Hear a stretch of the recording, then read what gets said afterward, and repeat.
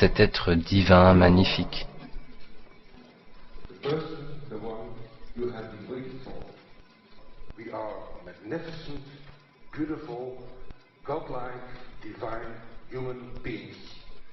Ladies and gentlemen, sisters and brothers, in this auditorium and in the whole world, thank you so very much for being present with us. Mesdames et messieurs, frères et sœurs, merci beaucoup d'avoir été présents.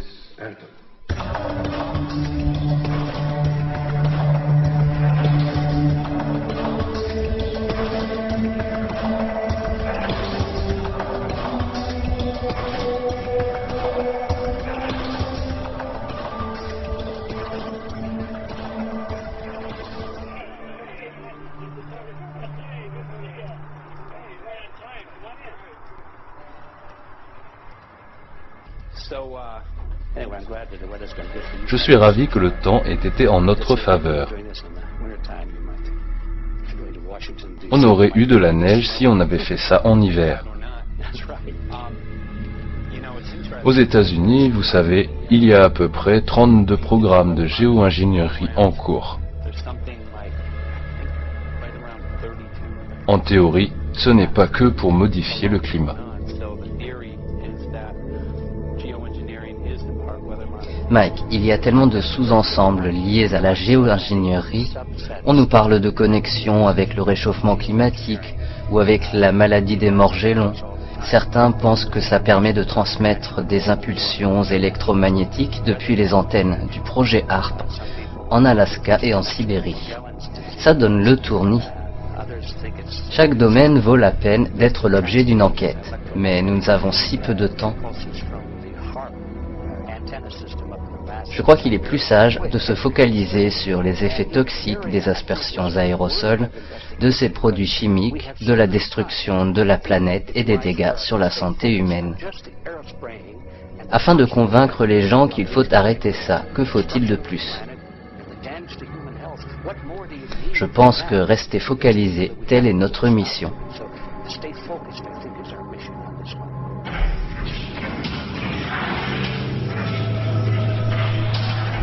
Nous savons que vous connaissez très bien le système politique.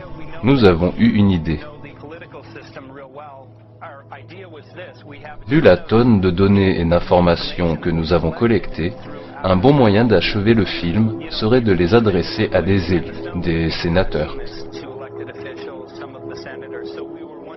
Donc on se demandait si vous pouviez nous venir en aide pour montrer tout cela aux politiques. Très bonne idée, mais on devrait sélectionner les données qu'on veut transmettre. Il faut qu'il leur soit impossible de prétendre qu'ils n'étaient pas au courant. Il faut écarter les dénégations disant qu'ils n'ont jamais entendu parler de telles analyses, ni de géo-ingénierie par aérosol. Ce serait très intéressant d'aller dans le district de la criminalité à Washington afin d'alerter les gens.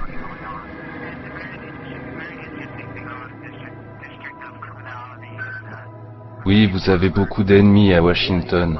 C'est là que tout le pouvoir se concentre, ainsi que tout l'argent. Je suis sûr que des gens de là-bas ne veulent pas qu'on fasse ce genre de travail.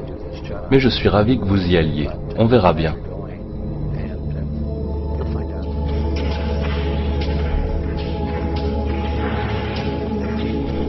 Nous avons donc emmené les résultats de nos analyses à Washington et présenté une lettre cruciale à nos élus. Ces aspersions quotidiennes violent l'article 5 du Bill of Rights de la Constitution américaine, disant que personne ne pourra être privé de sa vie, de sa liberté ni de sa propriété sans un procès équitable. Ça viole nos vies, nos libertés et l'intégrité de nos propriétés, et il n'y a pas de procès équitable.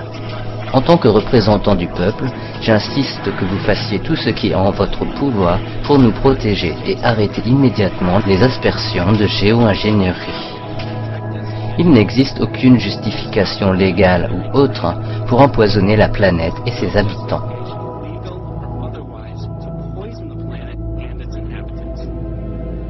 Supposons que des extraterrestres arrivent. Beaucoup pensent qu'ils vont se présenter au QG de l'ONU. Peut-être choisiront-ils un endroit plus intelligent. Supposez qu'ils nous donnent une boîte sur laquelle il y a 2 boutons. Le premier sert à contrôler les températures du globe, tandis que l'autre peut modifier les concentrations de CO2. Vous pourriez imaginer facilement qu'on se ferait la guerre pour être en possession de cette boîte.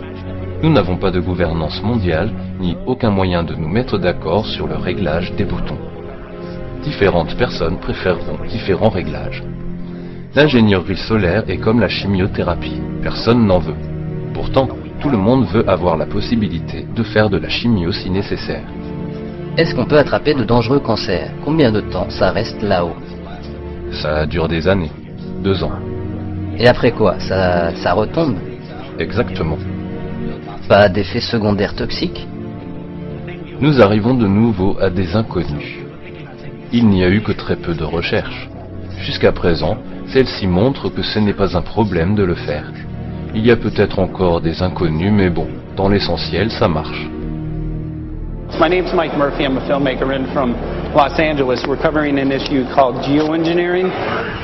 Okay, thanks guys. Senator, quick question about the issue of geoengineering. I'm afraid I don't know what you're talking about. And wondering if you were supportive of geoengineers' proposals of spraying 10 to 20 million tons of aluminum into the atmosphere. I should really get a briefing paper on it before I give an opinion. Oh, not a problem. Are you aware of the issue? Not completely. At all? Okay.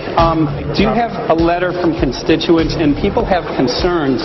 Yeah, We're making a documentary about the I don't know, you guys have credentials to be here? Yes, we do. We pass through security as well. Endowed by our creator. I think so. Please don't touch me. Please don't touch me. Your property. You're lying. No, what did we lie? What did we lie about, sir? No, we're not. What are we lying about? Lying about It's a little unusual, huh? I haven't heard that. You're not aware of it? And it appears that these programs have already been deployed. You know, I had to look at that proposal, and so, why don't you let me review it? I can do that. Are you aware of? Actually, I'm going to go. Yeah. Let me go ahead and get that. I will take a look at this, And I will act accordingly. General, this program, this openly covert program of the aerosol spraying, stratospheric aerosol spraying, geoengineering, using tons of aluminum, spraying it up in the sky. I have no idea what you're talking about. Okay. Commonly called chemtrails, sir. When you were the head of NEMA, did you see the aerosol trails?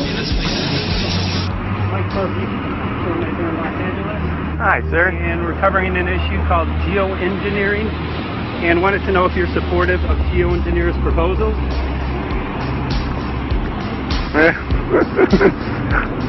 Congressman? Hey, Congressman. I'm wondering if you're supportive of geoengineers' proposals, which is dumping 10 to 20 million tons of aluminum into the atmosphere. Pardon? Okay. I'm not supportive. I haven't looked at it so I don't. Have you heard of the issue? Because it's becoming mainstream in public, and there are actually congressional committees which are being formed to talk about these programs. Yeah. Well, I think when we drop anything into the atmosphere, we should know prior to the effect of that, right? Yes. And if we don't have the knowledge as to what the effect will be, we shouldn't do it. Quand on parle de la géo-ingénierie climatique, je crois qu'il y a 4 options différentes. La première serait de l'interdire, tout simplement. Mais je ne pense pas qu'il faille avoir d'emblée des restrictions trop fermes sur les études à petite échelle, car ça risque de bloquer les progrès de la science. Je crois que la communauté scientifique devrait faire des choses à petite échelle, choisir un petit espace et bien surveiller les effets. Excuse me. Hi, I'm Mike Murphy from Los Angeles, covering an issue called geoengineering. These guys are running from the geoengineering issue. I wonder why. I'd have to talk to my staff. I don't know what your details on that are. Have anyone made you aware of the issue, or? Sir? Did your committee talk about geoengineering last November? Are you in support of those proposals? I'd love to give you a paper. Geoengineering? You know nothing about the geoengineering issue? Never heard of it. They call it geoengineering, but Yeah, I never heard of it. It's nothing I've ever heard anything about. when we looked up in the air today outside, we saw this stuff going on. Quickly, have you heard of geoengineering? No. The proposals to shoot 10 million tons of metals into the air. This committee, Science and Technology, covered it for the first time. No. No, I've never heard of it. So we were very concerned. Nous en avons parlé à l'office de la Congresswoman Watson. Son attachée de presse, Mrs. White, était au courant de la loi sur la préservation de l'espace du député Kucinich, qui mentionnait les chemtrails dans la militarisation de l'atmosphère et de l'espace, et il y a eu des pressions pour que ce soit retiré du texte. Did you see the aerosol spraying going on today over the Capitol? Congressman? Geoengineering carries with it a tremendous range of uncertainties, ethical and political concerns, and the potential for catastrophic environmental side effects. He's not one to do interviews very often, so not unless we usually really pressure him into it. Okay. So don't, all that is, don't hold your breath. As chairman of the Committee of Jurisdiction, I feel a responsibility to begin a public dialogue and develop a record on geoengineering. We want to know if you're supportive of their measures by spraying 10 to 20 million tons of aluminum into the atmosphere? No, I think we need to have more research. Okay. And about the issue of current deployment, there's literally a mountain of evidence that many people believe proves the deployment of these programs. Any knowledge of that? No, there's certainly not a mountain of evidence. But I do support research into geoengineering, and I also support looking into the international governance of that. Okay. I hope anybody that has studied it knows, at least I think, that it's a radical proposal, and I hope we don't have to use it, but there may come that point in time where we do. Now, if we could provide you with the evidence that suggests that these programs are and have been ongoing, would you be willing to address this publicly?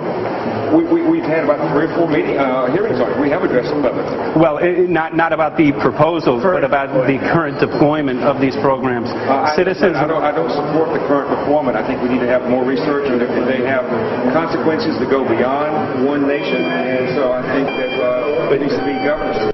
La gouvernance n'est pas simplement une question de déploiement, il faut la gouvernance avant le déploiement, surtout lorsqu'il s'agit de travaux scientifiques sur une échelle aussi large.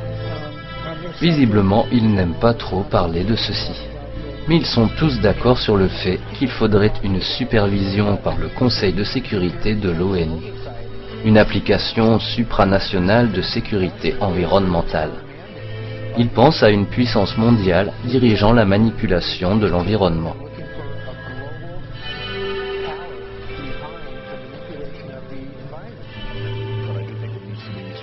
Je pense que cette sorte de traité international doit fixer les règles pour toutes les nations.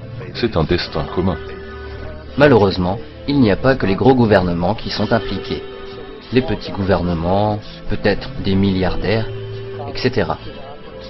Si je sauvais le monde, je ne prendrais même pas la peine de le mentionner. Comment décider qu'il y a une urgence planétaire? Qui a sa main sur le thermostat? Comment décide-t-on de commencer? Si un problème de technologie